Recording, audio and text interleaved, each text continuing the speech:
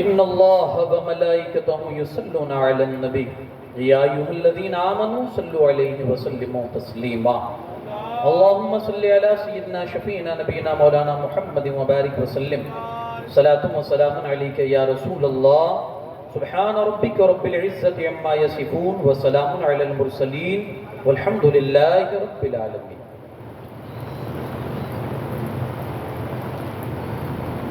معزز سامعین حضرات، السلام علیکم ورحمۃ اللہ وبرکاتہ۔ الحمدللہ رب العالمین والعاقبۃ للمتقین والصلاة والسلام علی سید الانبیاء والمرسلین وعلی آلہ الطیبین واصحابہ الطاہرین اجمعین، اما بعد فاعوذ باللہ من الشیطان الرجیم، بسم اللہ الرحمن الرحیم۔ وَلَا تَقُولُوا لِمَنْ يُقْتَلُ فِي سَبِيلِ اللَّهِ أَمْوَاتٌ بَلْ أَحْيَاءٌ وَلَكِنْ لَا تَشْعُرُونَ۔ صدق اللہ العظیم۔ انتہائی خلوصیت اور احترام کے ساتھ جی لگا کر بارگاہ رسالت مآب صلی اللہ علیہ وسلم میں عقیدت اور محبت کے ساتھ درود پاک کا ہدیہ پیش کر رہے ہیں۔ پڑھیں اللہم صلی علی سیدنا شفیعنا نبینا مولانا محمد کما تحب و ترضی بان تصلی علیہ صلاۃ و سلام علیک یا رسول اللہ صلی اللہ تعالی علیہ وسلم۔ نبی پاک صلی اللہ تعالی علیہ وسلم کا ارشاد ہے کہ اصل بخیل وہ نہیں ہے جو مال میں کنجوسی کرتا ہے، فرمایا اصل بخیل وہ ہے کہ جس کے سامنے میرا ذکر ہو اور وہ مجھ پر درود نہ پڑھے۔ ایک بار اور جی لگا کر درود پاک پڑھیں، اللہم صلی علی سیدنا شفیعنا نبینا مولانا محمد کما تحب و ترضی بان تصلی علیہ صلاۃ و سلام دائما علیک یا رسول اللہ صلی اللہ تعالی علیہ وسلم۔ سمجھ میں کچھ نہیں آتا یہ ماجرا کیا ہے، سمجھ میں کچھ نہیں آتا یہ ماجرا کیا ہے، حسین آپ ہی بتائیں فنا بقا کیا ہے، حسین آپ ہی بتائیں فنا بقا کیا ہے۔ سر حسین نے نیزے پر جب پڑھا قرآن، یزیدی سوچ میں تھا کہ پھر کٹا کیا ہے۔ سر حسین نے نیزے پہ جب پڑھا قرآن، یزیدی سوچ میں تھا کہ پھر کٹا کیا ہے۔ اور وہ جو جوان بیٹی کی میت پہ نہ رویا وہ حسین، جو دہکتی ریت کے بستر پہ سویا وہ حسین، جس نے اپنے خون سے دنیا کو دھویا وہ حسین، جس نے سب کچھ کھو کے پھر بھی کچھ نہ کھویا وہ حسین، مرتبہ اسلام کا جس نے دوبالا کر دیا، خون نے جس کے دو عالم نے اجالا کر دیا۔ قتل حسین اصل میں مرگ یزید ہے، اسلام زندہ ہوتا ہے ہر کربلا کے بعد، اسلام زندہ ہوتا ہے ہر کربلا کے بعد۔ ایک بار اور جی لگا کر درود پاک پڑھیں، اللہم صلی علی سیدنا شفیعنا نبینا مولانا محمد وبارک وسلم صلاۃ و سلام علیک یا رسول اللہ صلی اللہ تعالی علیہ وسلم۔ حضرات، کل کی گفتگو میں آپ نے سماعت فرمایا کہ کربلا کیوں پیش آئی اور معاملات کیا تھے۔ امام حسین پاک کو مدینہ جیسی مبارک بستی کو چھوڑ کر کیوں جانا پڑا اور اپنے آپ کو اور اپنے خانوادہ کو مشکلات میں کیوں ڈالنا پڑا۔ میں نے وہ چند گزارشات تھی اور چند وہ نقطے تھے جو آپ کے سامنے رکھے۔ آج میں نے کل جو عرض کیا تھا، امام حسین پر جب کافی طرف سے خطوط کوفہ کے والوں کے شروع ہو گئے آنے، آگے چلاؤ، دیوبند کا ایک دم آگے چلاؤ، بالکل نزدیک چلاؤ، بہت جگہ ہے نزدیک چلاؤ، بالکل بارش کی وجہ سے سب کو تکلیف پڑے، نزدیک چلاؤ۔ ایک بار اور درود پاک پڑھیں، اللہم صلی علی سیدنا شفیعنا نبینا مولانا محمد وبارک وسلم صلاۃ و سلام علیک یا رسول اللہ صلی اللہ تعالی علیہ وسلم۔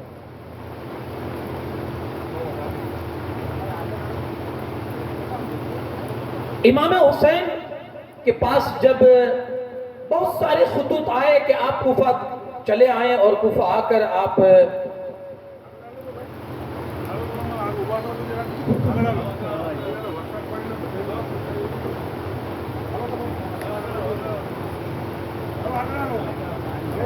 چلو بالکل نزدیک چلو، یہاں بہت جگہ پڑی ہے بھائی، مہربانی کر آگے چلو، آگے چلو، یہاں بہت جگہ پڑی ہے، آگے چلاؤ، آنے والے کو تکلیف نہ ہو، یہاں پہ بہت جگہ پڑی ہے، بارش چالو اس وجہ سے کسی کو تکلیف پڑے گی، آگے چلے آؤ مہربانی کر کے۔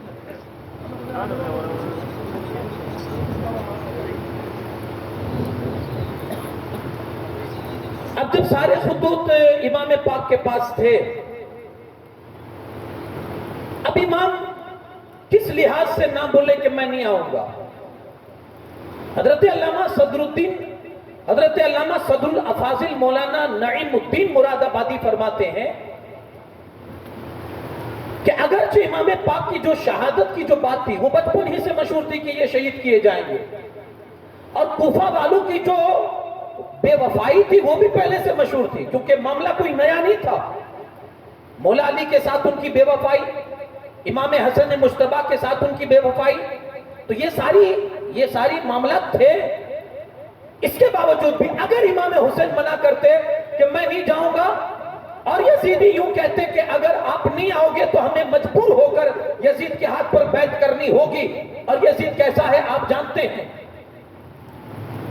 تو امام پاک کے پاس اس چیز کا کوئی جواب نہیں تھا کہ آپ یہ کہہ سکتے کہ نہیں میں نہیں آؤں گا۔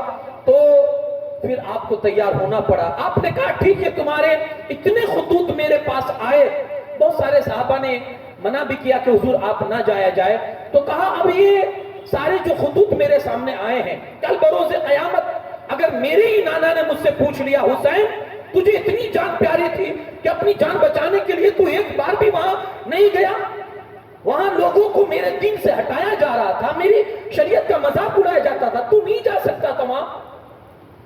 بڑے بڑے صحابہ کرام جو تھے، حضرت عبداللہ ابن عباس ہے، عبداللہ ابن زبیر ہے، حضرت عبداللہ ابن عمر ہے، ان سب نے سمجھایا، لیکن امام حسین کا ایک ہی کہنا تھا، ان خطوط کے سوالوں کا جواب آپ کیا دے سکتے ہیں؟ کہا حضور ٹھیک ہے، اگر آپ نے جانا طے ہی کر لیا ہے کہ آپ جائیں گے ہی، تو پھر ہماری ایک مشورہ ہمارا یہ بھی ہے، ابھی آپ نہ جائیں، آپ اپنی طرف سے کسی قاصد کو بھیج دیں۔ امام پاک نے کہا یہ مشورہ مناسب ہے کہ ہم اپنی جگہ پر کسی اور کو بھیجیں، وہ وہاں کے حالات کو مشاہدہ کرنے کے بعد وہ ہمارے پاس کوئی قاصد یا خط بھیجے، اس کے بعد ہم یہاں سے نکلیں گے۔ یہ طے ہوا، تو اس کے لیے انتخاب ہوا حضرت امام مسلم بن عقیل کا۔ کہا بھائی آپ جائیے اور وہاں کے حالات کیسے ہیں اس سے مجھے مطلع کیجئے، اس کے بعد میں آپ کے پیچھے آ رہا ہوں۔ امام مسلم چلے، ساتھ میں آپ نے پڑھا ہوگا کہ ان کے دو شہزادے تھے، بہت بڑی عمر بھی نہیں تھی ان کی، وہ بھی ساتھ میں ہو لیے، اور اس طرح سے یہ باپ اور دونوں بیٹھے یہاں سے نکلے کوفہ کی اور۔ ادھر کیا ہوا تھا کہ کوفہ کے حالات بالکل بدل چکے تھے۔ حضرت امام مسلم جیسے ہی کوفہ میں پہنچے، ابھی تک تو تھوڑے حالات سازگار تھے، یزید کا دباؤ وہاں بھی پہنچ چکا تھا، نعمان ابن بشیر وہاں کے گورنر تھے، صحابی رسول ہے، لیکن اب حکومت اس کی تھی یزید کی، اس نے اس کے انڈر میں تھے آپ۔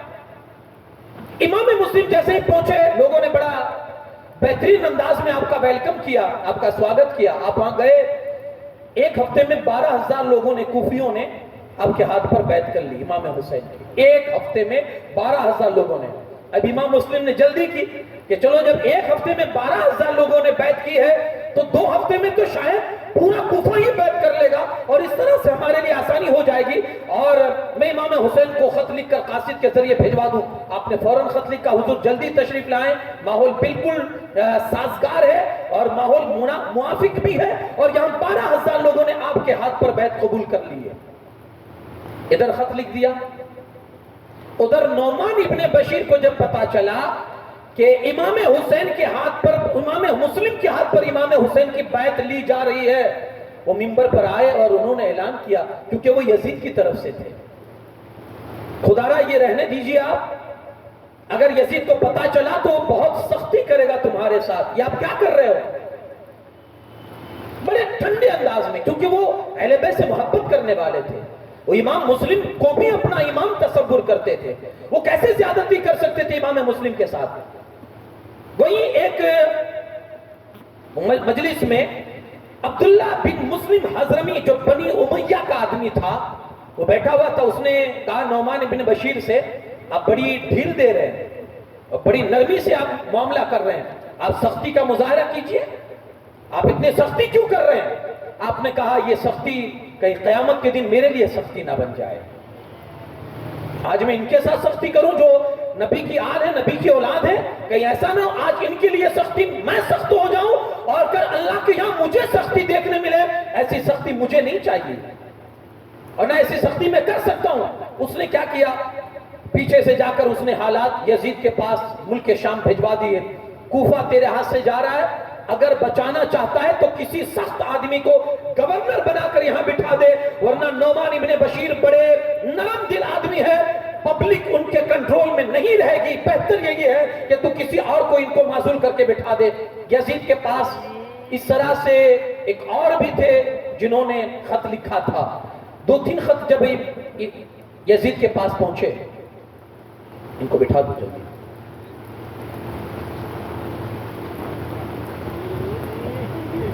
یزید آپ کو بولا ہوا کہ یہ کیا ہے معاملات. اس نے فوراً معاملات کی تحقیق کی اور تحقیق کرنے کے بعد فوراً لوگوں کی مشورے کے لیے مجلس قائم کی اور ایک میٹنگ بلائی. کیا کیا جائے, کوفہ ہاتھ سے جا رہا ہے, بچایا کیسے جائے. لوگوں نے مشورہ دیا کہ ابن زیاد جو بصرہ میں جو ہے نا بڑا سخت دل ہے, وہ کسی کی رعایت نہیں کرتا ہے, اس کے لیے کوئی نظر میں نہیں ہے, اس کو بٹھا دو پھر دیکھو وہ کیسے کوفہ کو کنٹرول کر رہا ہے. یزید نے کہا یہ بات تو بڑی صحیح ہے. فوراً اسی وقت قاصد بھیجا کہ ابن زیاد بصرہ چھوڑ کے وہاں سے وہ کوفہ آئے اور حضرت نعمان بن بشیر کو سسپینڈ کیا جائے, ان کو معزول کیا جائے. اب کوفہ کے حالات ایسے تھے کہ وہاں ایک شور تھا. چونکہ امام مسلم آ چکے تھے, وہ امام مسلم نے یہ بات بھی پھیلا دی تھی کہ عنقریب امام حسین تشریف لا رہے ہیں. تو کوفہ والے انتظار میں تھے کہ امام حسین تشریف لائیں گے. ادھر یہ بدنہاد بدبخت اپنے کچھ ساتھیوں کو لے کر کوفہ کے اندر انٹر ہوا. اس نے ہوشیاری یہ کی کہ جدھر سے مکہ مدینہ والے آتے ہیں کوفہ, ادھر ہی سے وہ آیا. بصرہ کا راستہ الگ ہے اور مکہ مدینہ جس کو حجاز کہا جاتا ہے اس کا راستہ الگ ہے. لیکن اس بدبخت نے راستہ چینج کر کے اس طرف سے آیا اور چہرے کو ڈھانپ لیا تاکہ کوئی پہچان نہ سکے کہ کون ہے. ادھر کوفہ والوں کو انتظار تھا کہ امام حسین تشریف لائیں گے. رات کا تھوڑا اندھیرا چھا چکا تھا, مغرب کا وقت ہو چکا تھا. لوگوں نے سمجھا کہ ادھر سے آ رہے ہیں, اس کا مطلب امام حسین ہی ہوں گے. تو لوگوں نے استقبال کیا, نعرے تکبیر بلند کیا, مرحبا بکا یا رسول, مرحبا بکا یا ابن رسول اللہ صلی اللہ علیہ وسلم کے نعرے لگائے. اے رسول اللہ کے شہزادے, آپ کا ویلکم ہو, آپ کا استقبال ہو. اب یہ لوگ دیکھ نہیں رہے کہ کون آ رہا ہے. وہ گھوڑے پر بیٹھا ہے, چہرہ ڈھکا ہوا ہے, وہ سیدھا رک کر کے نہ کسی سے بات کرتا ہے نہ کسی کا جواب دیتا ہے. سیدھا رک کر کے گورنر ہاؤس پر پہنچتا ہے اور جیسے ہی گورنر ہاؤس کے گیٹ پر جاتا ہے نیچے اتر کر اپنے چہرے سے نقاب ہٹاتا ہے تو لوگ دیکھ کر لا حول پڑھنا شروع کر دیتے ہیں. لا حول ولا قوت الا باللہ. یہ تو ابن زیاد ہے, یہ تو بدبخت ابن زیاد ہے. ہم کس کو کیا سمجھ رہے تھے اور یہ کیا نکلا ہے. لوگ سب تتر بتر ہو گئے, وہاں سے ادھر ہٹنے لگے اور سارا مجمع جو تھا وہاں سے وہ ہٹ گیا. اتفاق دیکھیے, جیسے اندر گیا اس نے نعمان بن بشیر کو معزول کیا اور معزول کرنے کے بعد اب وہ خود بیٹھا تخت پر.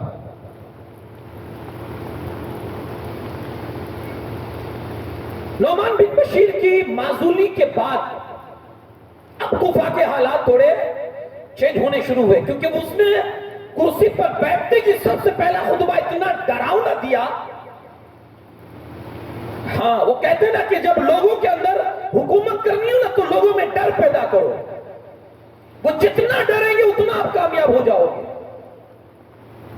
جب بھی کسی پر آپ کو سربراہی چاہیے, آپ کو زور پیدا کرنا ہو, ان کے اندر ڈر پیدا کر دو بس. اور اس نے یہی فارمولا استعمال کیا. بہت سارے لوگ اس کی اس گفتگو سے हैबत में आए, डर में आए, उनके अंदर रोब पैदा हो गया। उसने सबसे पहला काम ये किया, जितने बड़े बड़े सरगना थे उनको पकड़ना शुरू किया, नजरबंद करना। धीरे धीरे सबको नजरबंद करता गया, धीरे धीरे सबको नजरबंद करता गया। और उसके बाद उसने तलाश किया कि हजरत मुस्लिम कहां है।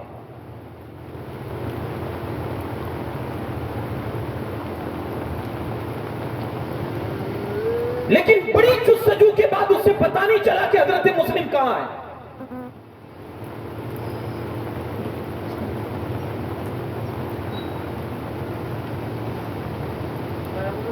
दरूद पाक पढ़े, अल्लाहुम्मा सल्ली अला।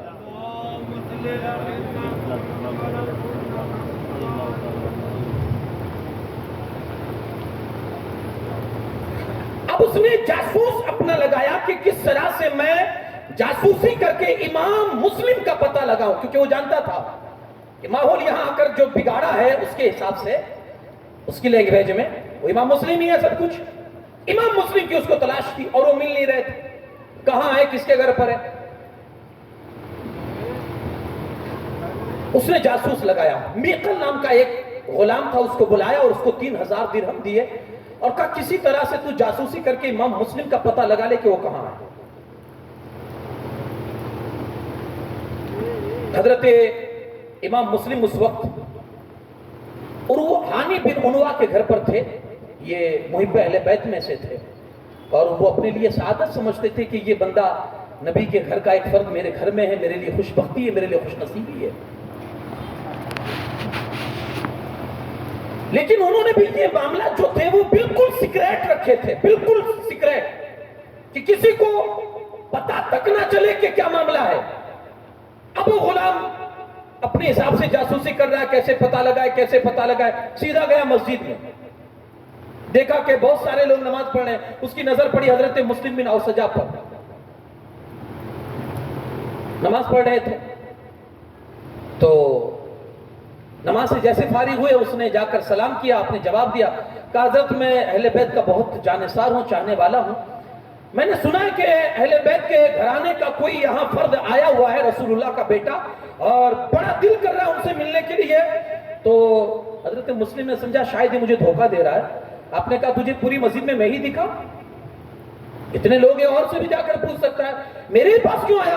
कहा नहीं हुजूर, आपके चेहरे पर बहुत नुरानियत नजर आ रही है और आप लगता है कि आप बहुत पक्के अहले बैत के जानिसार और चाहने वाले हैं।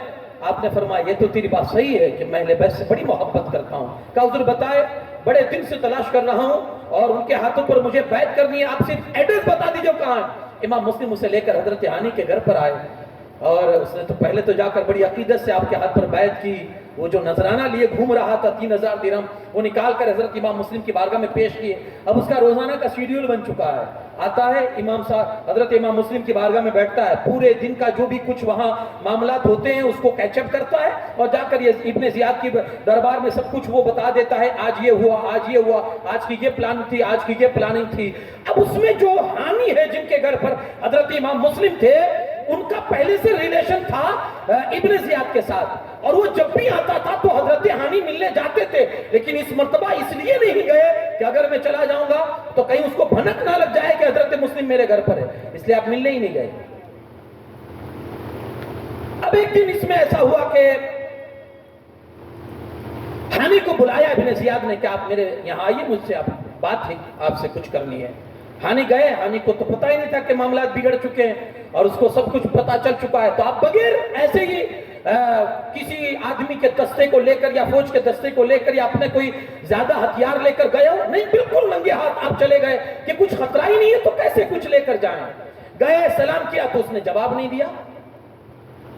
हानी ने कहा यार ये कौन सी बात है कि मैं सलाम कर रहा हूं और आप जवाब नहीं दे रहे। इब्ने जियाद ने कहा कि हुकूमत से गद्दारी करते हो और फिर सलाम के जवाब का इंतजार करते हो।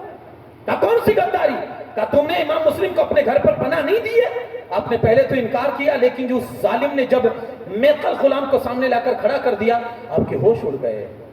इन्ना लिल्लाहि व इन्ना इलैहि राजिऊन आपने पढ़ा और फिर आप अपने आप को संभालते हो और संभालने के बाद कहते हैं देख इब्ने जियाद, میں امام مسلم کو بلانے نہیں گیا تھا, میں نے اپنے گھر پر انہیں دعوت نہیں دی تھی, وہ میرے گھر پر چل کے آئے, مہمان بن کر آئے, تو میں کیسے ان کو نکالتا؟ اگر تجھے منظور نہیں ہے اور تجھے ناپسند ہے, مجھے اجازت دے, میں ابھی جاتا ہوں اور جا کر انہیں اپنے گھر سے نکالتا ہوں, پھر ان کی مرضی جہاں ان کو جانا ہو وہ جا سکتی, مجھے ان سے کوئی سروکار نہیں ہے. ابن زیاد نے کہا ہرگز آپ یہاں سے اب نہیں جا سکتے, اب تو آپ یہی کر سکتے ہیں کہ اس امام مسلم کو میرے حوالے کریں یا تو پھر قتل ہونے کے لیے تیار ہو جائیں. حضرت ہانی نے کہا یہ کبھی نہیں کر سکتا ہوں, میں اپنے مہمان کو تیرے ہاتھ سونپ دوں قتل ہونے کے لیے؟ یہ ہماری مرتبت کے خلاف ہے, یہ ہماری غیرت کے خلاف ہے, ہم مر جائیں گے لیکن اپنے مہمان کو کبھی تم جیسے ظالم کے ہاتھ پر نہیں سونپ سکتے ہیں. اس نے کہا تم مجھ سے بدتمیزی کر رہے ہو. اس نے مارنا پیٹنا شروع کیا حضرت ہانی کو. ابن زیاد نے سر میں چوٹ آئی, یہاں تک کہ آپ کا شریر لہو لہان کر دیا اس ظالم نے. بغل میں ایک غلام کھڑا تھا, آپ نے اس کے میان میں تلوار لٹکتی تھی. حضرت ہانی نے ہاتھ بڑھا کر تلوار کھینچنی چاہیے مگر کامیاب نہ ہو سکے, غلام نے جھٹکا مار کر وہ تلوار کھینچ لی. ابن زیاد نے کہا اب تو تم نے اپنا خون مجھ پر حلال کر لیا ہے. ظالموں سے کہا ان کو پکڑو اور جا کر جیل میں ڈال دو. حضرت ہانی کو گھسیٹتے ہوئے لوگ گئے اور جا کر جیل میں ڈال دیا. ادھر ان کے خاندان والوں کو پتا چلا کہ حضرت ہانی کو جیل میں بند کر دیا ہے, یا افواہ یہ پھیل گئی گاؤں میں کہ ان کو مار دیا گیا ہے. کئی ہزار کا لشکر لے کر ان کا بھائی گورنر ہاؤس کا گھیراؤ کر لیتا ہے. ہم اپنے بھائی کے خون کا بدلہ لینا چاہتے ہیں. ابن زیاد ڈر گیا کیونکہ بہت بڑی فوج سامنے کھڑی تھی, اور اگر ذرا سی غلطی کرتا ابن زیاد تو اس کے گورنر کی اینٹ سے اینٹ بچ جاتی. وہ بھی تو آخر تجربہ کار تھا اور گورنر تھا, اس نے معاملات کو پہلے سنجیدگی سے سوچا اور پھر جتنے بڑے بڑے جو اس نے نظر بند کیے تھے ان سب کو اس نے نکالے. اور نکالنے کے بعد کہتا ہے کہ جا کر پہلے تو اس نے دیکھا کہ حضرت ہانی مرے نہیں ہیں, اس کا ان لوگوں کو پروف کیسے دینا. حضرت قاضی شریح کو بلایا اس نے, اور بلانے کے بعد کہا کہ یہ آپ آ کر اپنی آنکھوں سے دیکھ لیجئے کہ حضرت ہانی ٹھیک ہے, اور کچھ مصلحت کے تحت ان کو نظر بند کیا گیا ہے. کچھ مصلحت کے تحت قاضی شریح کیونکہ وہاں کے قاضی تھے, لوگوں کا آپ پر اعتماد تھا, آپ پر بھروسہ لوگ کرتے تھے, اس لیے قاضی شریح گئے, اندر گئے.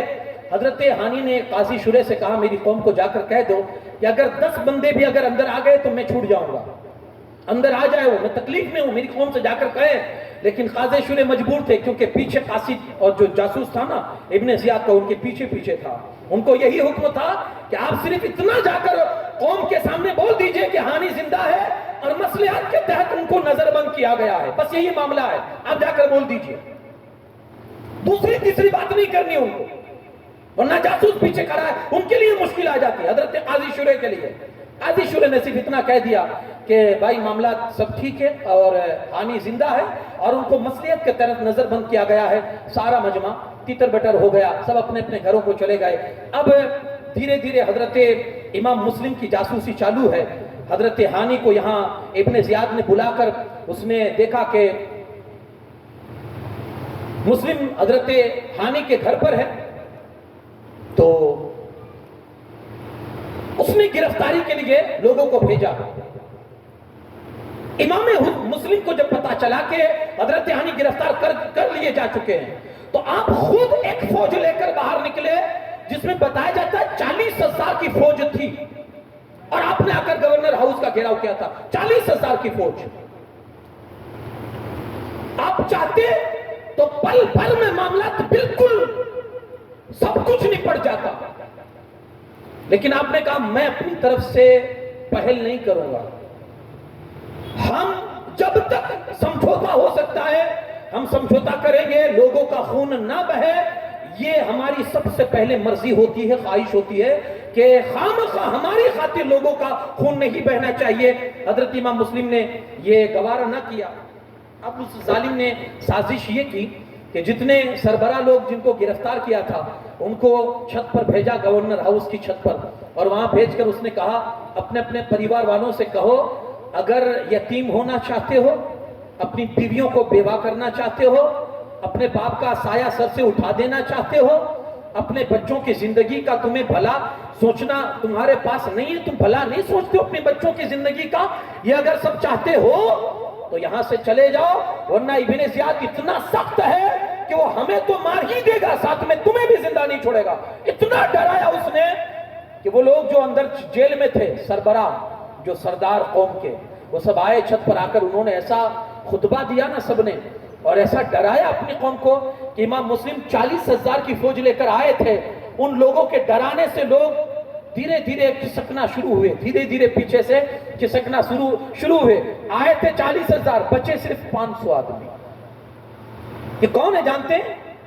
ان کو کوفہ میں شیعان علی کہا جاتا تھا، علی کے چاہنے والے۔ وہی ہے جنہوں نے امام حسین کو خط لکھ کر کربلا اور کوفہ کی دعوت دی تھی، امام حسین کو۔ ان کو شیعان علی کہا جاتا تھا۔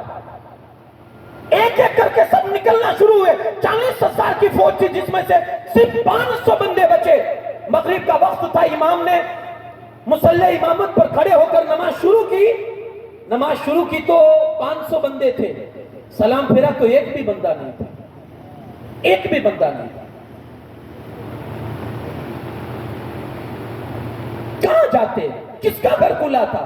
باہر نکلے دیکھا تو جیسے کرفیو کا ماحول ہے، پورا شہر میں ایک سناٹا چھایا ہوا ہے، کوئی دروازہ ایسا نہیں تھا جو کھلا ہوا ہو یا کسی کے دروازے کی کھڑکی کھلی ہوئی ہو، کوئی ایسا نہیں تھا۔ نکلتے ہیں، رات کا سناٹا ہے، کبھی ادھر جاتے کبھی ادھر جاتے ہیں، گھومتے گھومتے دروازوں کی تلاش کرتے کرتے پیاس لگی، دیکھا کہ ایک گھر سے روشنی کی تھوڑی چمک باہر آ رہی ہے، قریب گئے دیکھا دروازہ کھلا ہے، ایک بڑھیا ہے جو دروازے پر بیٹھ کر کسی کا انتظار کر رہی ہے۔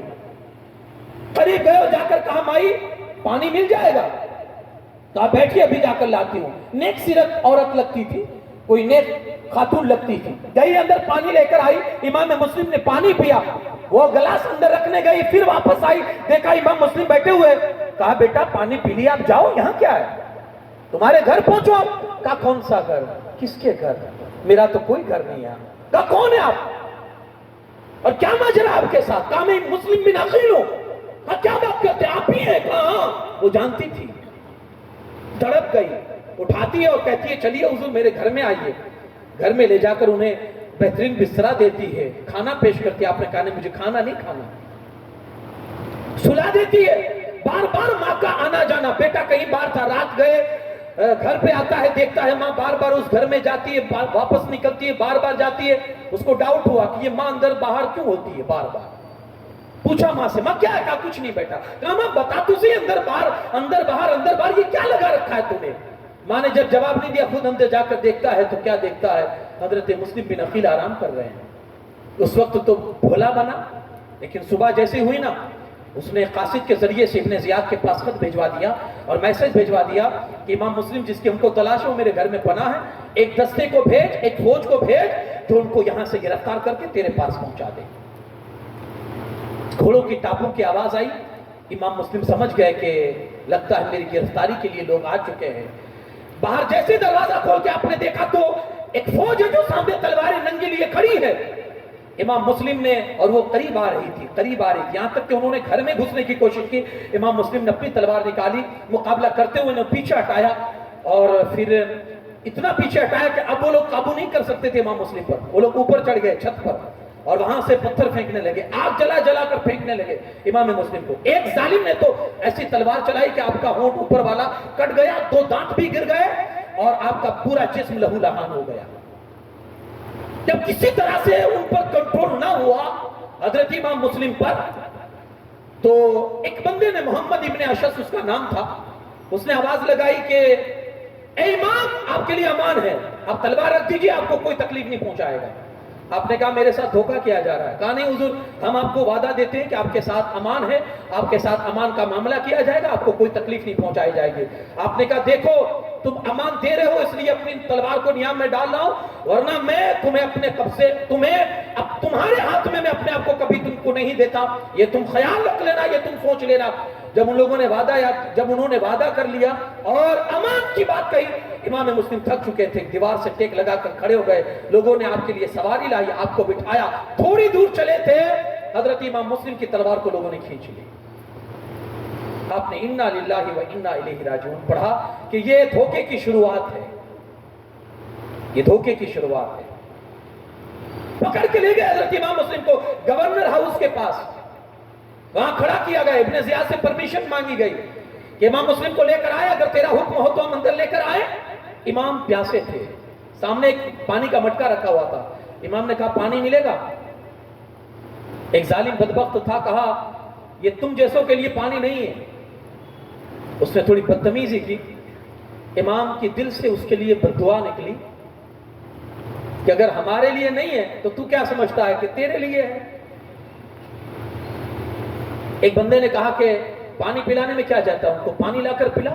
پیالہ سامنے کیا گیا پانی کا، جیسے امام نے پانی پینا چاہا نا، اوپر کا ہونٹ جو کٹا ہوا تھا اس کا خون پانی میں گرا اور پانی رنگین ہو گیا۔ آپ نے دوسرا پانی منگوایا، اس میں بھی خون گرا، وہ بھی رنگین ہو گیا۔ تیسری مرتبہ پانی منگایا گیا، وہ بھی خون سے رنگین ہو گیا۔ آپ نے کہا لگتا ہے میرے نصیب کا دنیا کا پانی اب اٹھ چکا ہے، اب میرے لیے لگتا ہے حوض کوثر کا پانی مقدر میں ہے۔ ابن زیاد کے دربار سے آواز آئی کہ انہیں حاضر کیا جائے میرے دربار میں۔ آپ کو پیش کیا گیا، آپ نے سلام نہیں کیا۔ کوئی غلام بیٹھا ہوا تھا، اس نے کہا بادشاہ کے دربار میں آتے ہو سلام نہیں کرتے ہو؟ آپ کو سسٹم نہیں معلوم ہے کہ بادشاہ کے دربار میں آیا جائے تو سلام کیا جائے؟ آپ نے کہا اگر یہ میری زندگی کا اگر یہ خواہش مند ہے اور مجھے زندہ رکھنا چاہے گا تو اس کو ہزاروں سلام ہوں گے، اور اگر یہ مارنا چاہتا ہے مجھے تو پھر اس کے لیے کیسی سلامتی، اس کے لیے کیسی سلامتی؟ امام مسلم سے ابن زیاد کہتا ہے کہ یہاں کس لیے آئے تھے؟ آپ نے کہا ہم کو بلایا گیا تھا۔ کہا کس نے بلایا تھا؟ کہا ہمارے پاس لیٹر ہے، ہمارے پاس خط ہے، ہمارے پاس لوگوں کے نام ہیں، ان لوگوں نے قسمیں دے دے کر ہمیں یہاں بلایا، ہم سے وعدے کیے گئے ہیں۔ یہ الگ بات ہے کہ اب وہ ہمارے وعدوں کیے ہوئے وعدوں سے وہ مکر رہے ہیں، یہ الگ بات ہے، ورنہ ہم نہیں آئے، ہمیں بلایا گیا ہے۔ ابن زیاد کہتا ہے فتنوں کے لیے آئے ہو، یہاں لوگوں کے درمیان انتشار پیدا کرنے آئے ہو، لوگوں میں جھگڑے کرانے آئے ہو۔ آپ نے کہا یہ ہماری عادت نہیں ہے کہ ہم جھگڑے کرائیں لوگوں کے بیچ میں۔ اور بھی بہت سارا اس نے ابن زیاد نے امام مسلم کو بولا، بہت کچھ نہ بولنے کی باتیں بھی اس نے بولی، آپ نے برداشت کر لیا۔ پھر امام مسلم نے دیکھا کہ اب یہ مجھے مار ہی دے گا اور قتل ہی شہید ہی کر دے گا۔ آپ نے کہا جب تجھے مجھے مارنا ہی چاہتا ہے تو میری ایک شرط ہے، وہ میری آخری شرط ہے، اگر چاہے تو پورا کر دے۔ کہا کیا؟ کہا میں اپنے خاندان کے یہ ابن سعد جو ہے، عمر ابن سعد، کہا یہ قریش سے تعلق رکھتا ہے تو میں اس سے کچھ اپنی پرسنلی بات کرنا چاہتا ہوں، تو کہے تو میں ان سے بات کر لوں الگ میں لے جا کر۔ ابن سعد نے تو پہلے انکار کیا۔ ابن زیاد نے کہا کہ کیوں انکار کرتا ہے، سننے میں کیا جاتا ہے، جا کر سن لے، عمل کرنا نہ کرنا یہ تیری مرضی کی بات ہے۔ امام مسلم اسے الگ لے کر سائیڈ میں گئے اور جا کر کہا کہ دیکھ میرے اوپر 700 درہم کا قرضہ ہے، 700 درہم کا مجھ پر قرضہ ہے، یہ میری طرف سے یا میرے خاندان کو کہہ کر ذرا میری طرف سے ادا کروا دینا، کیونکہ قرضہ شہید پر بھی معاف نہیں ہے، قرضہ شہید پر بھی معاف نہیں ہے۔ آج لوگ پتہ نہیں کتنے نیڈر ہو چکے ہیں کہ وہ کیسے ٹوپیاں لوگوں کو پہنا کر سکون کی نیند سوتے ہیں۔ حالانکہ یہ چیز جو ہے نا، انسانوں کے ساتھ فریب، فراڈ، دھوکہ، یہ پھر انسان کو ہمیشہ کے لیے اس کی زندگی کی نیند اس پر حرام کر دیتی ہے۔ آپ دیکھیں تو صحیح، بات آ گئی تو تھوڑی سی مختصر سی بات شاید میں نے اس سے پہلے بھی عرض کی ہے اور ابھی بھی آپ کو ایک عبرت کے طور پر یہ سنا رہا ہوں۔ ہمارے رسول صلی اللہ علیہ وسلم کے زمانے میں اگر کوئی بھی نماز جنازہ کوئی بھی آتا تھا حضور کے پاس، پہلا سوال یہی ہوتا تھا، مرنے والا ادھاری چھوڑ کے مرا ہے؟ مرنے والے پر کسی کی ادھاری ہے؟ لوگ کہتے ہیں ہاں، تو دوسرا سوال یہ ہوتا تھا، مرنے والا اپنے پیچھے کچھ رقم چھوڑ کے مرا ہے؟ اگر لوگ کہتے ہیں ہاں، تو کہتے ہیں اس رقم میں سے پہلے اس کی ادھاری چکتے کرنا، جس کا باقی ہے اس کو چکتا کر دینا۔ اس کے بعد نبی پاک صلی اللہ علیہ وسلم اس کے جنازے کی نماز پڑھاتے تھے۔ اور اگر کوئی یہ کہتا کہ حضور مرنے والا ادھاری چھوڑ کے مرا ہے اور اس کے پاس رقم بھی نہیں ہے، کچھ بھی چھوڑ کے نہیں مرا، مصطفیٰ کریم صلی اللہ علیہ وسلم، ہمارے نبی پیغمبر صلی اللہ علیہ وسلم جنازہ پڑھانے سے منع کر دیتے تھے، میں نہیں پڑھتا، تم لوگ پڑھ لو۔ یہاں تک کہ کوئی صحابی بیچ میں سے کھڑے ہو جاتے تھے اور کہتے تھے یا رسول اللہ یہ بندے پر جتنی ادھاری ہے اس کی ذمہ داری میں اپنے سر پہ لیتا ہوں، آپ اس کی نماز جنازہ پڑھائیے۔ جب یہ ذمہ داری کوئی قبول کرتا تھا پھر میرے آقا آگے بڑھ کر پیغمبر صلی اللہ علیہ وسلم نماز جنازہ پڑھایا کرتے تھے۔ اسے عبرت لینی چاہیے ہم کو۔ کہیں ایسا نہ ہو کہ قیامت کے دن وہ رسول ہم سے اس لیے منہ پھیر لے کہ یہ بندہ میری امت کے ساتھ فراڈ کر کے آیا ہے اور ہزاروں لوگوں کو یہ دھوکہ دے کر اپنی زندگی گزار کر میرے پاس آیا ہے، کہیں ایسا نہ ہو۔ تو یہ زندگی میں کوشش کرے، جیتے جی کبھی آپ کوشش کرے کہ آپ پر کسی بندے کی ادھاری نہ ہو اور اس طرح سے جائے۔ شہید پر بھی معاف نہیں ہے، ہم اور آپ کیا ہے؟ حضرت امام مسلم نے کہا 700 درہم مجھ پر قرض ہے، وہ میری طرف سے ادا کر دینا۔ دوسرا یہ ہے کہ جب مجھے یہ قتل کر دے تو میرے جسم کو صحیح سلامت لے جا کر کہیں دفن کر دینا۔ اور تیسری شرط یہ، اور تیسری میری وصیت یہ ہے کہ میرے بھائی کو حسین کو میں نے خط لکھ دیا ہے کہ وہ جلدی سے کوفہ آ جائے، خدا را ان کو خط لکھ کر بھیج دے، منع کر دے کہ وہ نہ آئے، یہاں حالات بالکل بگڑ چکے ہیں اور وہ اپنے آپ کی اور اپنے اہل اور اپنے گھر والوں کی جان کو خطرے میں نہ ڈالے۔ یہ 3 باتیں اس نے کی۔ امام مسلم نے ابن سعد سے کی، رازدارانہ کی تھی، گپت میں کی تھی کہ وہ کسی کو آؤٹ نہ کرے، کسی پر ظاہر نہ کرے، لیکن بدبخت ابن سعد نے جا کر ابن زیاد کے دربار میں سب بک دیا کہ انہوں نے ایسا ایسا کیا ہے، ایسا ایسا کہا ہے۔ حضرت امام مسلم کی ساری جو وصیتیں تھی اس نے جب ابن زیاد کو سنائی، ابن زیاد کہتا ہے دیکھو قرض کی بات ہے تو یہ تیری مرضی ہے، تجھے ادا کرنا ہو تیری مرضی، نہ ادا کرنا ہو تیری مرضی۔ ان کے جو لاش کی بات ہے تو انہوں نے جو یہاں آ کر فتنہ برپا کیا ہے، ان کی لاش کے ساتھ تو ہم جو چاہیں گے وہ کریں گے۔ ایک روایت میں یہ ہے۔ دوسری روایت میں یہ ہے کہ جب ہم ان کو مار دیں گے تو پھر تمہاری مرضی، تم ان کے جسم کے ساتھ جو کچھ چاہو کرو، ہمیں اس سے کوئی مطلب نہیں ہے۔ اور تیسری جو وصیت تھی امام مسلم کی کہ میرے بھائی کو خط لکھ کر منع کر دینا کہ وہ کوفہ کا رخ نہ کرے، کہا نہیں، امام حسین کو آنے دیا جائے، اگر وہ آئیں گے اور ہماری بات انہوں نے قبول نہ کی تو پھر ان کا حشر بھی وہی کریں گے جو امام مسلم کا حشر کیا ہے۔ اب حالات دن بدن بگڑتے جا رہے تھے کوفہ کے اندر۔ امام حسین کو کسی چیز کی کوئی معلومات نہیں ہے، چونکہ وہ اس وقت کا سمے تو نہیں تھا نا، آج کے سمے کے اعتبار سے ایک کال کر دیا اور ساری انفارمیشن دے دی گئی، یہ تو نہیں ہے۔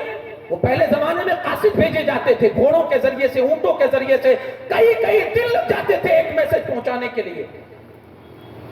ادھر امام مسلم کو شہید کر دیا گیا۔ آپ کے 2 شہزادے جو آپ کے ساتھ وہاں سے چلے تھے مکہ المکرمہ سے، ابن زیاد کو پتا چلا کہ یہ بھی ان کے ساتھ آئے تھے، جاسوس لگائے کہ ان کو تلاش کیا جائے۔ اس وقت یہ حضرت قاضی شورے کے گھر پہ تھے، دونوں شہزادے۔ قاضی شورے کو بھنک لگ گئی کہ اب یہ امام مسلم کو شہید کر چکا ہے تو اب یہ بیٹوں کے پیچھے پڑے گا۔ آپ نے اپنے بیٹے کو بلا کر کہا کہ کسی طرح ان دونوں شہزادوں کو مدینہ پہنچانے کی کوئی تجویز تلاش کرو کہ کس طرح سے ان کو بھیجا جائے مدینہ۔ ایک قافلہ جا رہا تھا، لیکن قدرت تقدیر کا جو لکھا ہوتا ہے وہ کوئی مٹا نہیں سکتا ہے۔ قافلہ بھی تھوڑی دور گیا تھا، راہ میں گرد اڑ رہی تھی، ایسا آثار دکھ رہے تھے کہ قافلہ جا رہا ہے۔ قاضی شورے کے بیٹے نے کہا کہ بچوں دیکھو یہ قافلہ جا رہا ہے اور گرد اڑ رہی ہے، تیزی سے دوڑ کر پہنچ جاؤ گے۔ دونوں بچے دوڑتے رہے، لیکن قافلہ آگے کوچ کر چکا تھا، یہی تقدیر کا فیصلہ تھا، اور یہ دونوں بچے راستہ بھٹک گئے۔ دوڑتے صبح ہوئی تو دیکھا جہاں سے دوڑے تھے وہیں ہے۔ گرفتار کر لیا گیا اور لے جا کر ایک جیل میں ان کو بند کر دیا گیا۔ اس جیل کا جو داروغہ تھا نا، مشکور نامی، بڑا محب اہل بیت تھا۔ راتوں رات اس نے دونوں شہزادوں کو سمجھا بجھا کر اپنی انگوٹھی نشانے کے طور پر کہ فلاں گاؤں میں میرا بھائی ہے، اس کو میری انگوٹھی دکھانا، وہ تمہیں صحیح سلامت مدینہ پاک پہنچا دے گا۔ انہوں نے چپکے سے ان دونوں شہزادوں کو نکال دیا، پھر دوڑتے رہے، پھر رات بھر دوڑتے رہے۔ صبح ہوئی تو جہاں کے دوڑے تھے وہیں آ کر پہنچے تھے۔ ڈر گئے کہ پھر پکڑے جائیں گے، پھر یہ ظلم کرے گا، پھر جیل میں بند کر دے گا۔ اب ننھی عمر ہے، کیا تجربہ، کیا سینس، اور کہاں جانا، کس کے ساتھ کیسے بات کرنی، کس سے کیسے لڑنا، کس سے کیسا معاملہ ڈیل کرنا، وہ کیا جانا۔ نہر تھی، اس کے کنارے گئے، دریا تھا, ندی تھی, کنارے گئے, ایک بڑا جھاڑ تھا, اسی کی جڑ میں جا کر دونوں شہزادے چھپ گئے. ایک لونڈی آئی پانی بھرنے کے لیے, نوکرانی, وہ پانی بھر رہی تھی, تو پانی کے اندر دونوں شہزادوں کا عکس اس کو دکھائی دے رہا تھا. اس نے جب جھاڑ میں دیکھا تو دو شہزادے, خوبصورت شکل ہے. پوچھا جا کر, شہزادے کانپنے لگے, کہا ڈرو نہیں, میں آپ کی دشمن نہیں ہوں, آپ کی دوست. بتاؤ کیا معاملہ ہے, کون ہو؟ انہوں نے اپنا دوست سمجھ کر اس نوکرانی کو, اس لونڈی کو ساری حقیقت کیا سنائی. اس نے کہا گھبرائیے نہیں, میری جو مالکہ ہے نا, مالکہ, میری جو مالکن ہے, وہ بڑی نیک عورت ہے, اہل بیت سے محبت کرنے والی ہے. اس کا جب آپ کو پتا چلے گا وہ آپ کی راہوں میں پلکیں بچھا دے گی, آپ گھبرائیے نہیں, چلیے. آپ دونوں کو لے کر گئی, اور حقیقت میں وہ ایسی ہی تھی خاتون. گھر لے گئی, خوش ہو گئی وہ خاتون. ان کے چہرے کو صاف کیا, گرد صاف کی, ان کے لباس کو صاف کیا, ان کو نہلایا دھلایا, ان کو کھانا کھلایا, اور پھر ان کے سروں میں تیل لگا کر ایک روم میں ان کو بند کر کے سلا دیا. کہا بیٹو اندر سو جاؤ, صبح دیکھتے ہوتے پھر انشاءاللہ کچھ کیا جائے گا. ادھر اس کا پکا دنیا دار شوہر جو تھا دن بھر انہی بچوں کی تلاش میں تھا, کیونکہ ابن زیاد نے بہت بڑا انعام رکھا تھا. جو امام مسلم کے بچوں کو قید کر کے لا کر دے گا اس کو یہ انعام دیا جائے گا.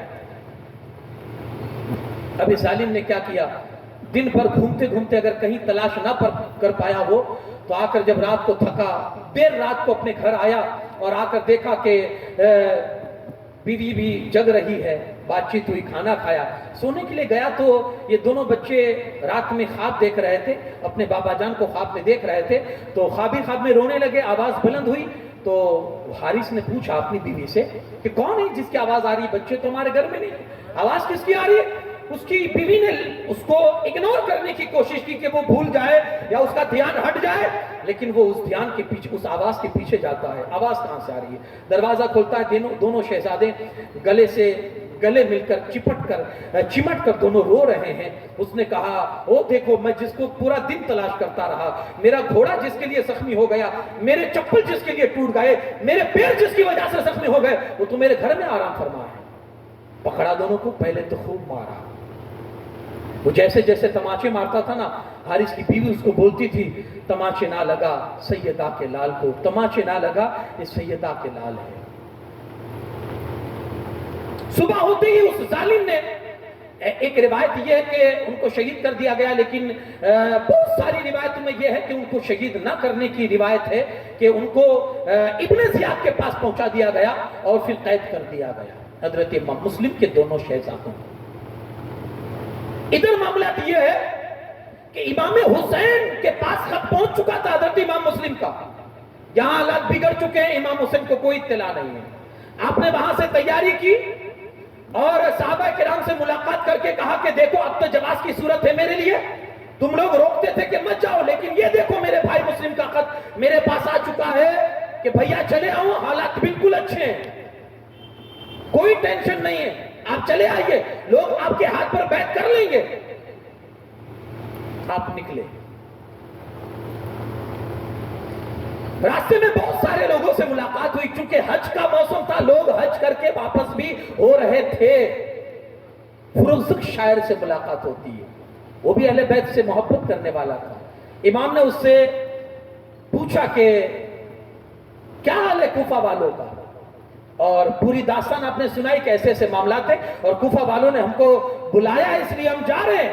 فرزدق نے 2 جملے میں کوفہ والوں کی پوری حقیقت کو سمجھا دیا امام کے سامنے. کہا حضور ان کے دل تو آپ کے ساتھ ہیں, لیکن ان کی تلواریں بنو امیہ کے ساتھ ہیں, نہ جائیں آپ. میری آپ سے یہی عرض ہے کہ آپ نہ جائیں, آپ اپنے آپ کو اور اپنی آن اولاد کو آپ مشکلی میں نہ ڈالیں. حضور وہ نہیں ساتھ دیں گے آپ کا, وہ ہٹ جائیں گے, پیچھے ہٹ جائیں گے. اور یہ ان لوگوں کا تجربہ تھا.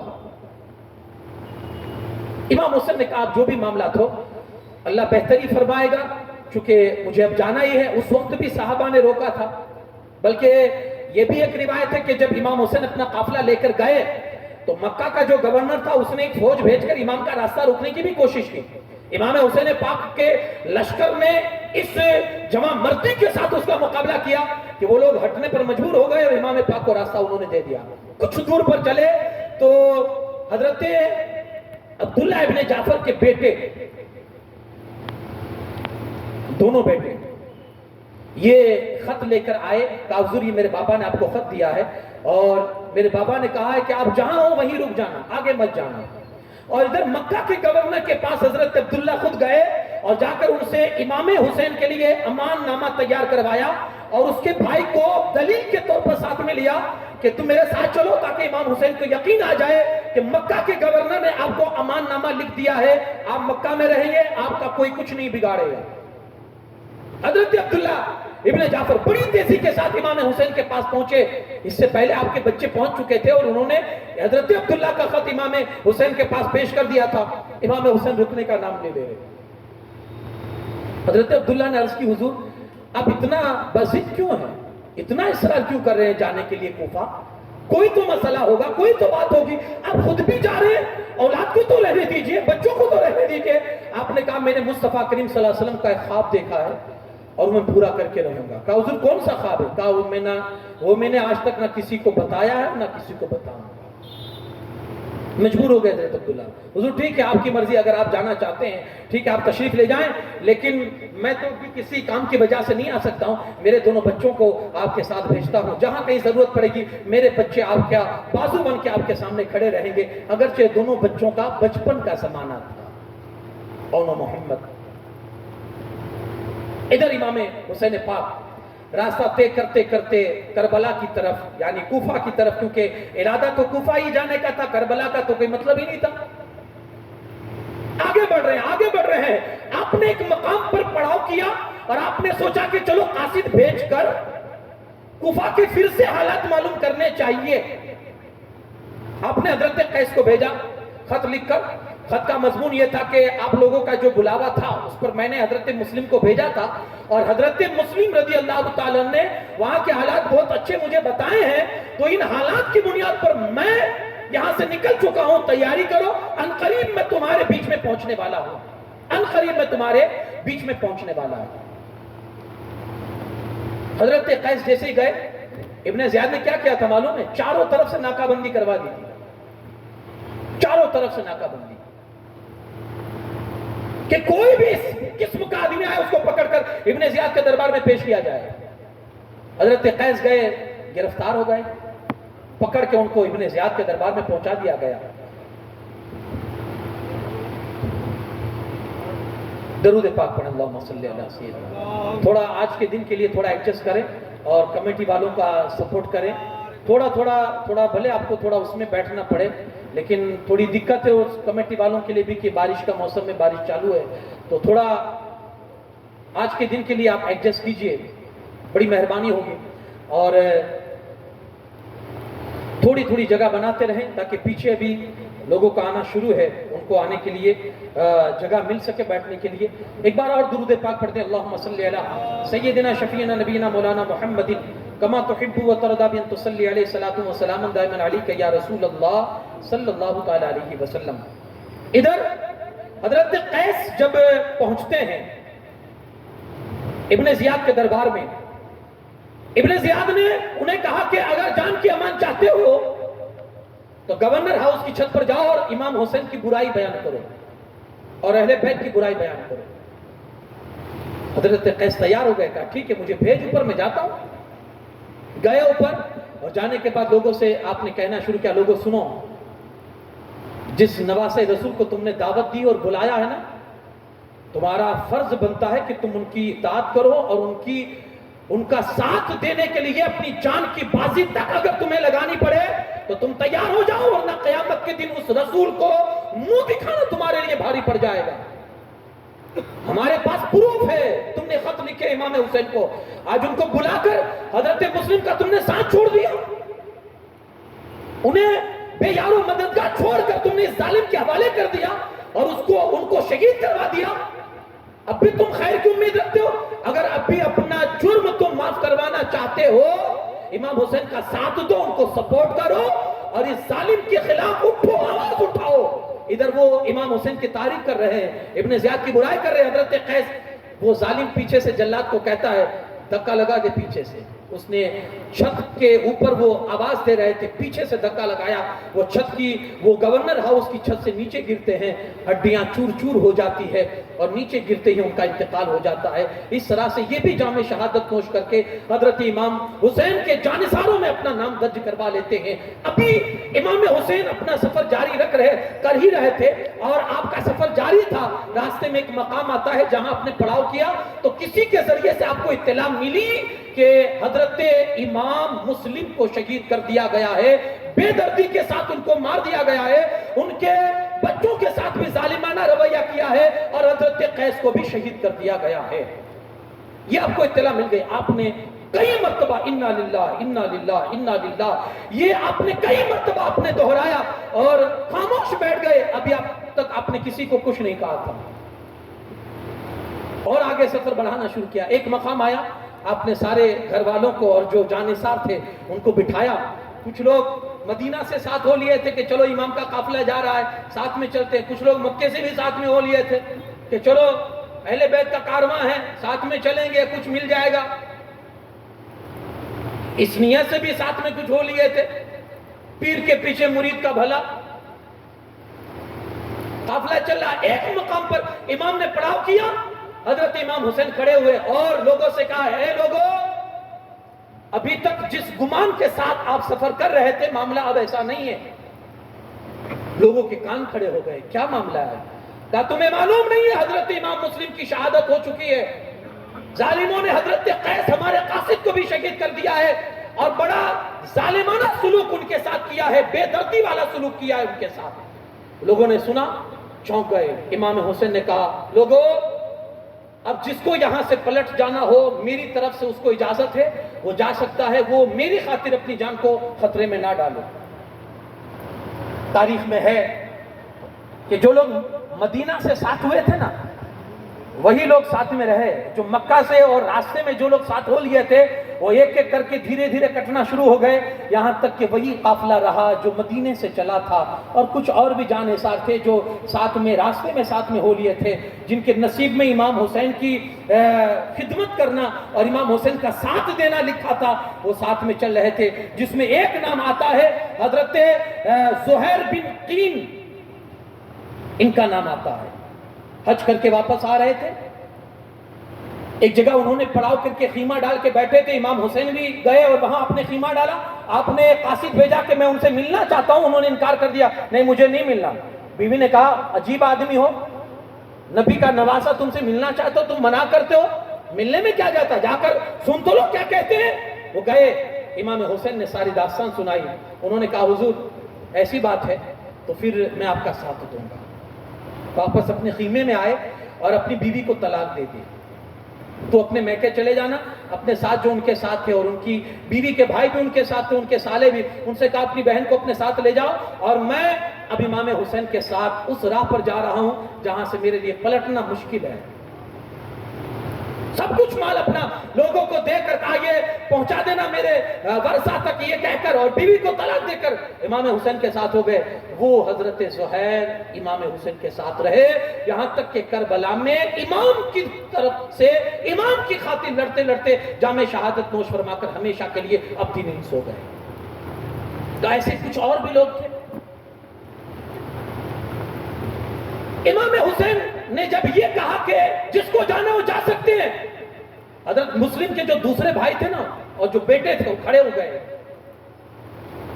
کہا اب ہماری زندگی میں کیا رکھا ہے، اب تو ہم اپنے بھائی کے خون کا بدلہ لیں گے، یا تو مریں گے یا مار دیں گے، ورنہ ان کے بغیر اب زندگی میں سکون نہیں ہے، ہم کبھی بھی اب پیچھے نہیں ہٹ کریں گے، چلیں گے۔ امام نے ان کا جذبہ دیکھا تو کہا اللہ تمہارے جذبے کو سلامت رکھے، جس کو جانا تھا وہ چلے گئے۔ امام نے اور اپنا سفر آگے بڑھایا، یہاں تک کہ بڑھتے بڑھتے بڑھتے بڑھتے ایک مقام ایسا آیا جہاں امام کو روک دیا گیا۔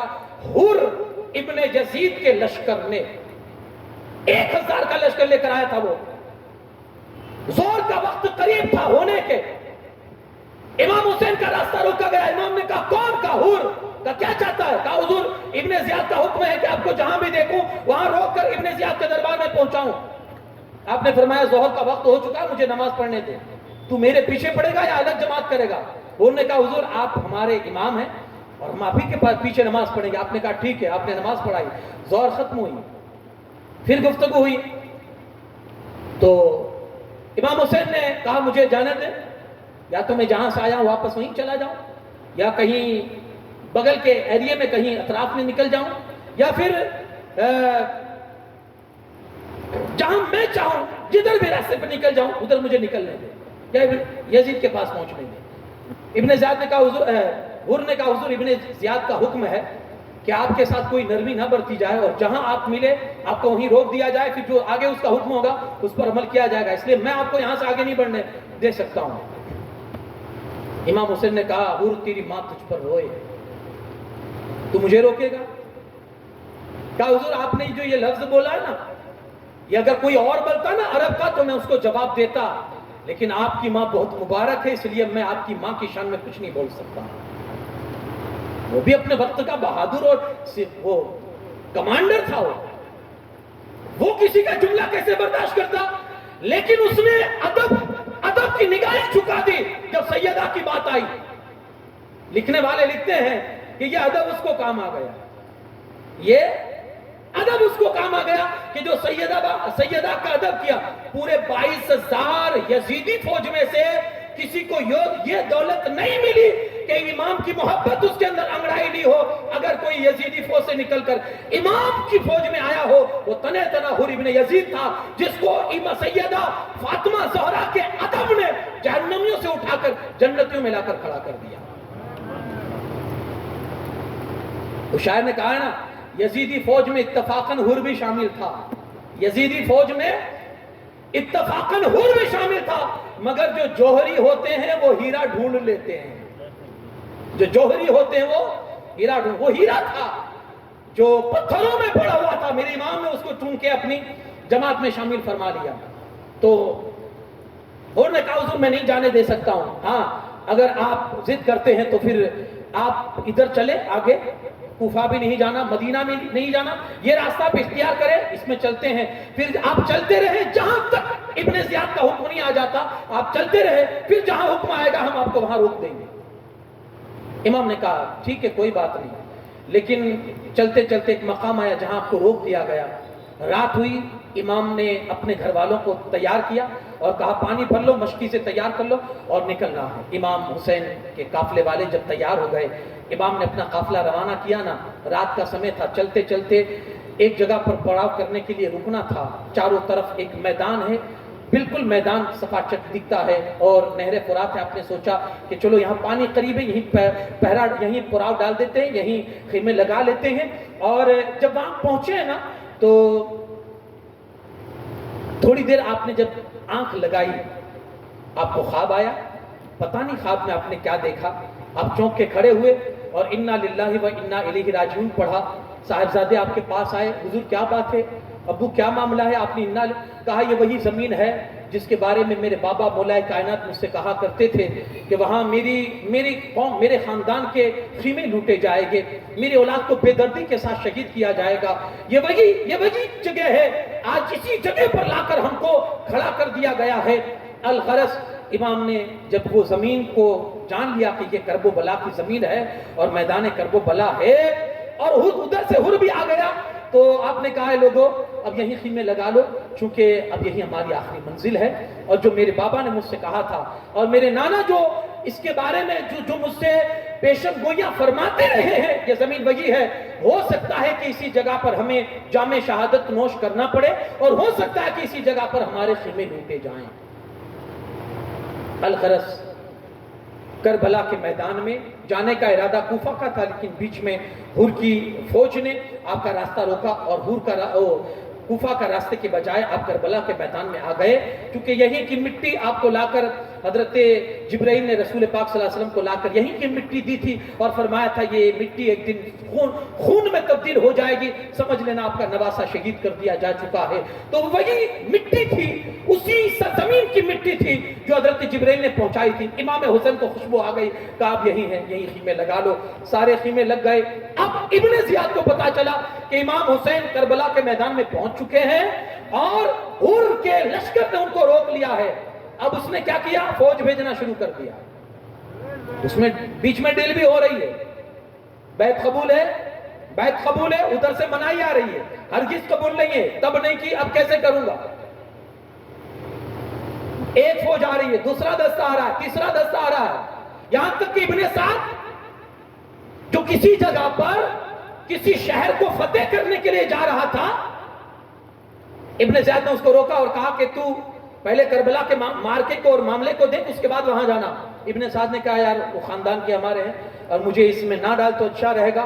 تو ابن زیاد نے پھر دھمکی دی اس کو، اگر وہ کربلا کے میدان میں تو نہیں جاتا ہے تو رے کی حکومت کو بھول جانا، پھر رے کی حکومت چاہیے تجھے تو تجھے کربلا کے میدان میں جانا ہوگا اور امام حسین سے لڑنا ہوگا۔ اس نے کہا مجھے سوچنے کا موقع دے۔ کہا ٹھیک ہے سوچ لے۔ 4000 کا لشکر اس کے پاس تھا، 4000 کا لشکر۔ اس نے سوچا، اب وہ بدبخت تھا، پورے دل پر اس کی بدبختی نے گھیراؤ کر لیا تھا، دنیا کی محبت غالب آ گئی، حکومت کی لالچ میں آ کر اس نے امام کا سامنا کرنے کے لیے اپنا آپ کو تیار کر لیا۔ کہا میں امام حسین سے لڑوں گا اور ایسی جنگ لڑوں گا کہ لوگ سروں کی بارش دیکھیں گے۔ ابن زیاد نے کہا چلا جا کربلا میں۔ وہ اپنی فوج کو لے کر آ گیا، ایک سے بڑھ کر ایک دستہ آ رہا ہے کربلا کے میدان میں، فوج جمع کی جا رہی ہے، فوج جمع کی جا رہی ہے، حالانکہ سامنے کوئی بہت بڑی فوج نہیں تھی، بہت بڑی فوج نہیں تھی۔ امام حسین کے ساتھی کتنے تھے یہ آپ پڑھیے، اور امام حسین کے کچھ گھر کی خواتین تھی اور کچھ بچے تھے، اور کون تھا؟ نہ ہتھیار ہے، نہ ان کے پاس اتنے گھوڑے ہیں، نہ وہ ہے۔ ارے بھائی جس سواری پر آپ سوار ہو کر گئے تو وہ بھی اونٹ تھا، اونٹ کی سواری کر کے گئے تھے آپ کربلا کے میدان میں۔ امام حسین پاک یہاں چند افراد کے ساتھ ہے کربلا کے میدان میں، اور وہ لشکر پر لشکر بھیج رہا ہے۔ 22,000 کا لشکر اس نے میدان میں لا کر کھڑا کر دیا، 22,000 کا لشکر، اور کہا امام حسین سے وہ یا تو بیعت کرے یا پھر لڑنے کے لیے تیار ہو جائے، تیسری کوئی بات نہیں۔ آپ نے قاصد بھیج کر ابن سعد کو بلایا، اور بلانے کے بعد کہتے ہیں امام پاک کہ میری چند شرطیں ہیں، اگر وہ ابن زیاد مان جاتا ہے تو پھر لڑائی کی نوبت نہیں آئے گی، خامخواہ ہم لوگوں کے خون کے ساتھ کھیلیں اور لوگوں کی خون کی ہولی کھیلی جائے، بہتر نہیں ہے یہ۔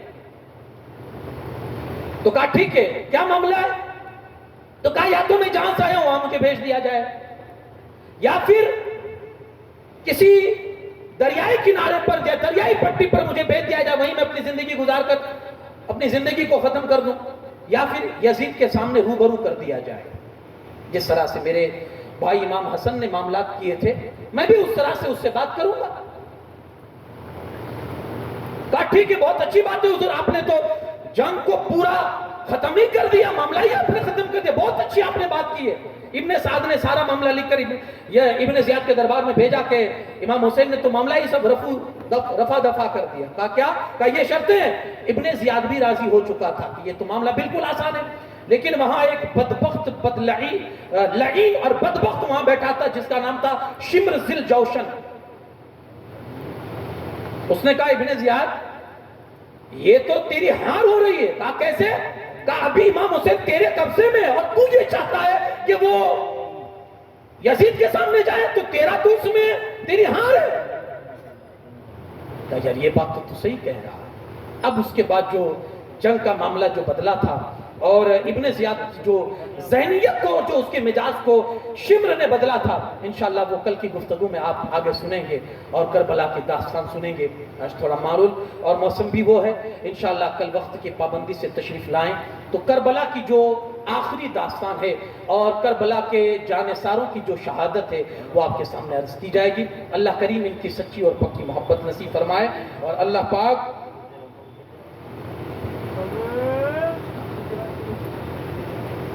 میں بھی گجراتی ہوں۔ ایک اعلان کے لیے یہ چٹھ آئی ہے میرے ہاتھ میں کہ امام حسین کے بال مبارک شریف یہاں ہونا کی سرزمین پر آئے ہیں، اور 9 محرم کو مغرب کے بعد اور 10 محرم کو ظہر کے بعد انشاءاللہ اس کی زیارت کروائی جائے گی۔ یہ پتہ ہے گل مہر 2 نمبر، گل مہر سیری نمبر 2، گل مہر اسٹریٹ نمبر 2 نمبر کی شیری میں،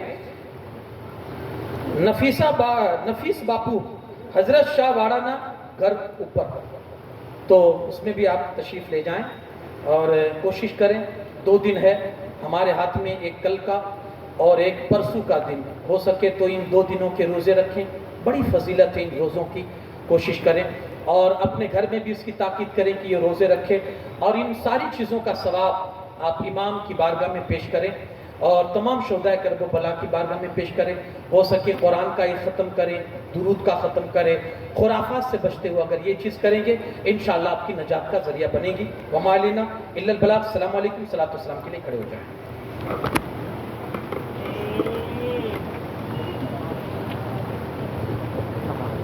جمعہ کا وقت تھا، دوپہر ڈل رہے تھے، پیاسے حسین پہ چھوڑی چلے رہی تھی، کربلا کے دلارا پہلا کھو سلام،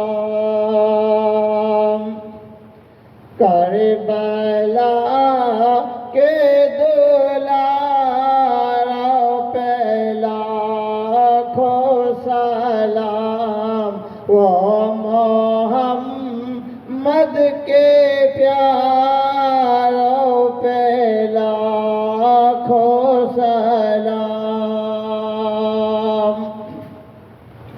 جن کو پیغام بیعت سنایا گیا، ظلم کا جس پہ دریا بہایا گیا،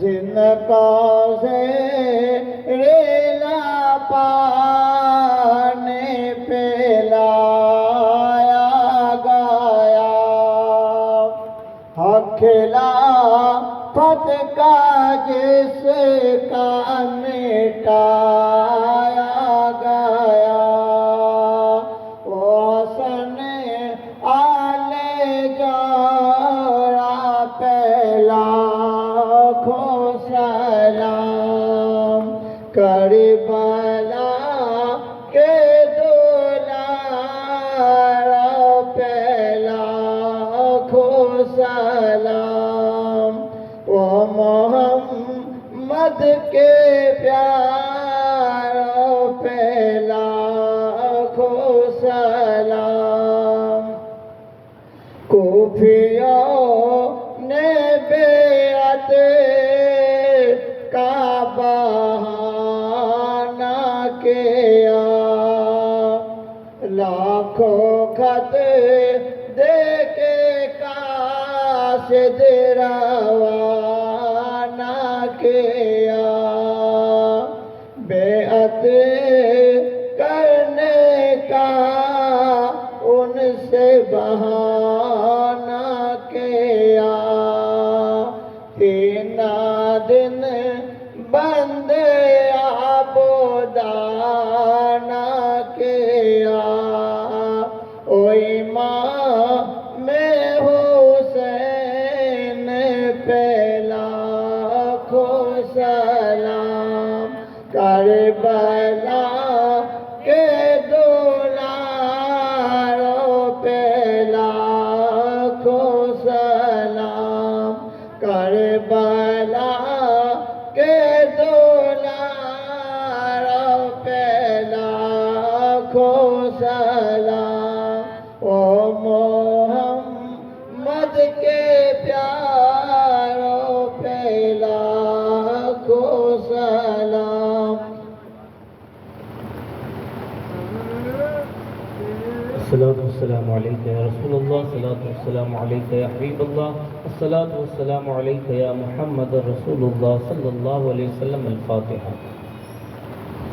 کریمہ کارسازہ بندہ نوازہ مالک و مولا جو بھی ذکر خیر ہوا نہ تو منقبت صلاۃ والسلام بیانات ہوئی ہیں مولا کریم ان تمام کا ثواب سرور کائنات فخر موجودات حضور احمد مصطفیٰ محمد مصطفیٰ صلی اللہ علیہ وسلم کی بارگاہ میں نظر پیش کرتے مولا سے قبول فرما مولا کریم ان تمام کا ثواب حضور کی طفیل تمام انبیاء علیہ السلام کی بارگاہ میں نظر پیش کرتے مولا سے قبول فرما مولا کریم تمام صحابہ کرام شہداء کرام تابعین تبع تابعین کرام کی بارگاہ میں نظر پیش کرتے مولا سے قبول فرما اس ذکر خیر کا ثواب مولا کریم حضور کی ازواج مطہرات کی بارگاہ میں نظر پیش کرتے مولا سے قبول فرما سیدہ فاطمہ خاتون جنت رضی اللہ تعالیٰ عنہ کی بارگاہ میں نظر پیش کرتے مولا سے قبول فرما اس ذکر خیر کا ثواب مولا کریم حسنین کریمین کی بارگاہ میں نظر پیش کرتے مولا سے قبول فرما شہداء بدر شہداء احد شہداء خندق شہداء صفین شہداء کربلا تمام شہداء کرام کی بارگاہ میں نظر پیش کرتے مولا سے قبول فرما مولا کریم اس ذکر کا ثواب سیدنا صدیق اکبر فاروق اعظم عثمان غنی مولا علی رضی اللہ تعالیٰ عنہ کی بارگاہ میں نظر پیش کرتے مولا سے قبول فرما